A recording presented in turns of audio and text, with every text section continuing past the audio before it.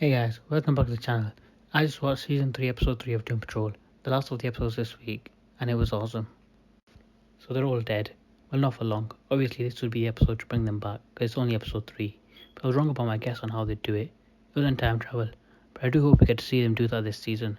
The episode was called Dead Patrol, because where do they go? To a place where the dead go. They didn't give it a name, they just called it some sort of a roundabout to the afterlife.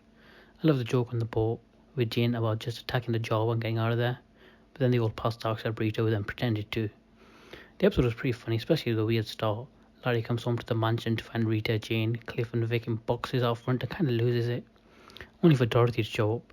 With the help of Danny the Street, they enlist the help of two of the dead boys, detective agency, two ghosts, and a girl to go to the afterlife and bring them back.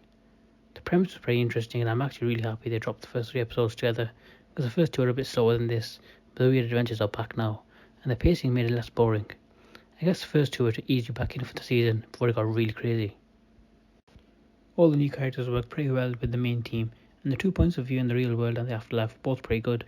I do feel like the only reason they brought Dorothy back for the episode was because Larry needed someone to talk to at the start of the episode instead of being crazy and alone, so that they'd actually be able to find someone to help them bring them back. Also, so the girl Crystal has someone to talk to in the mansion rather than just being sat there waiting for them to come back from the afterlife. They did use Dorothy pretty well in the episode though, when she related to Crystal with the whole not having parents anymore thing. I did think it was kind of weird when Crystal said the demon that possessed her was called David, because it's a bit of a normal name. Wasn't he a good person in the Bible? How the demon would have an evil name. Anyway, the guy that saved Rita when she was hanging was really weird. Apparently he's called Monster Man. I don't know if that even matters because he probably won't show up again.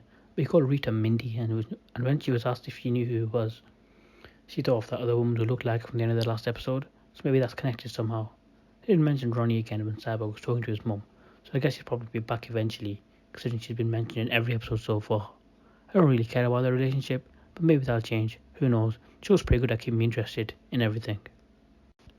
The episode ended with the mystery woman from the first 2 episodes showing up. She's called Madame Rouge. She's definitely the right kind of weird for this show, so I'm looking forward to the next episode, which I think is out Thursday, so I'll try to get a video out for that too soon.